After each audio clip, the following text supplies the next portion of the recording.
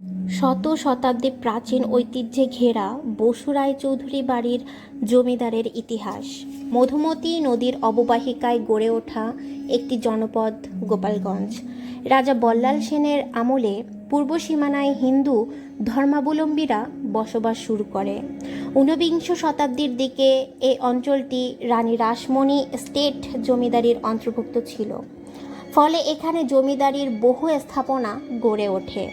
গোপালগঞ্জ সদর থেকে ৮ কিলোমিটার উত্তরে উলপুর গ্রামে অবস্থিত উলপুর জমিদার বাড়ি ১৯০০ শতকের শুরুর দিকে জমিদার প্রীতিশচন্দ্র রায়চৌধুরী কর্তৃক প্রতিষ্ঠিত।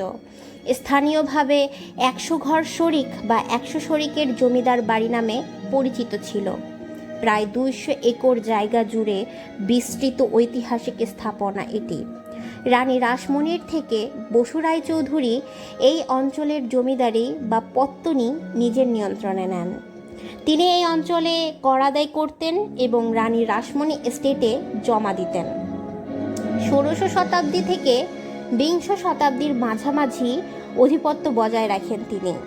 ১৯৩১ সালের জরিপ অনুসারে শাহপুর পরগনা ২৭টি মৌজা বা গ্রাম নিয়ে গঠিত ছিল, যার কেন্দ্রস্থল ছিল এই উলপুর গ্রাম।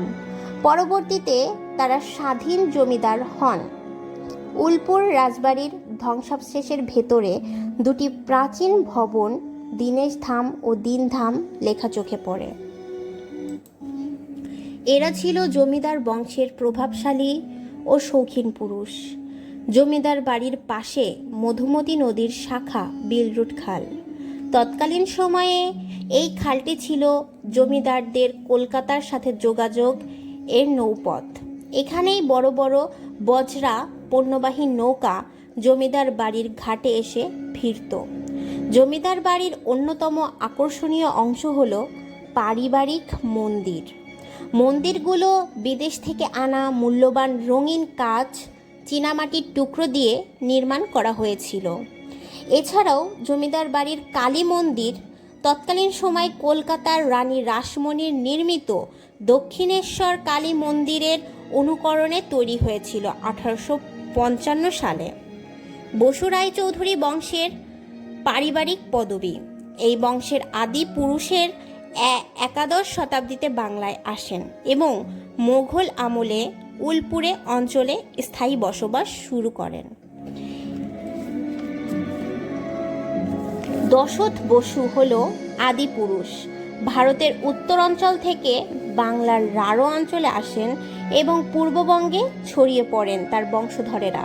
১৯৪৭ সালে দেশ ভাগের সময় তারা ভারতে চলে যান। এই বংশের অনেকে আন্তর্জাতিক ও জাতীয় পর্যায়ে খ্যাতি অর্জন করেন, যেমন শার্বরী রায়চৌধুরী। ১৯৩৩ সালে উলপুরে জন্মগ্রহণ করেন তিনি। ভারতে প্রখ্যাত কিংবদন্তি ভাস্কর। তিনি শান্তিনিকেতনে কলাভবনে বহুদিন অধ্যাপনা করেছেন। অঞ্জলি বসু রায়চৌধুরী বিশ্বখ্যাত লেখক অমিতাভ ঘোষের মা। ইংরেজি ঔপন্যাসিক ও বুকার পুরস্কার জয়ী অমিতাভ ঘোষ, তার মা ছিলেন অঞ্জলি বসু রায়চৌধুরী। ২০২৩ সালে অমিতাভ ঘোষ নিজেই মায়ের পৈতৃক ভিটা পরিদর্শনে আসেন। শুভেন্দু বসু রায়চৌধুরী ইউরোপের ট্রান্সিলভ্যানিয়ার বর্তমানে রোমানিয়া বিখ্যাত ক্যাস্টেন্স ক্যাটালিন মিকেসের সাথে বিবাহ বন্ধনে আবদ্ধ হন, যা জমিদার বংশ ইউরোপীয় রাজপরিবারের সাথে যে যুক্ত হয়।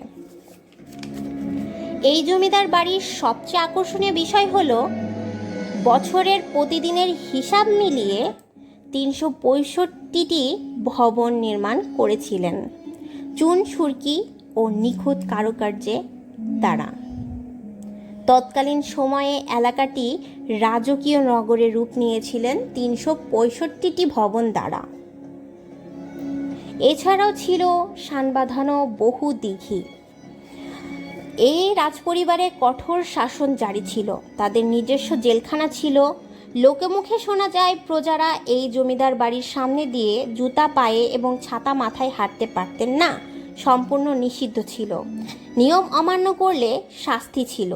যোগেন্দ্রনাথ হল এবং কৈলাস হল ছিল তাদের সাংস্কৃতিক ভবন বা নাটঘর। তৎকালীন সময়ে কলকাতার নামি দামি নাট্যদল এনে এখানে সাংস্কৃতিক আয়োজন হতো। প্রাচীন ভবন, বড় দিঘি ও প্রাচীন ঐতিহ্যে ভরা উলপুর জমিদার বাড়ির ঐতিহ্য এখনও বহন করে চলেছে শতাব্দীর পর শতাব্দী। প্রাচীন ভবন এখনও জানান দিচ্ছে এই জমিদারের ঐতিহ্য, সাহিত্য এবং ইতিহাসকে। তবে বর্তমানে রক্ষণাবেক্ষণের অভাবে অনেক ভবন ধ্বংসাবশেষে রূপ নিয়েছে। তবে এটিই ছিল মূল ফটক, যেখানে এখন উন্মুক্ত করা আছে অসম্ভব সুন্দর কারুকার্যে নির্মিত এই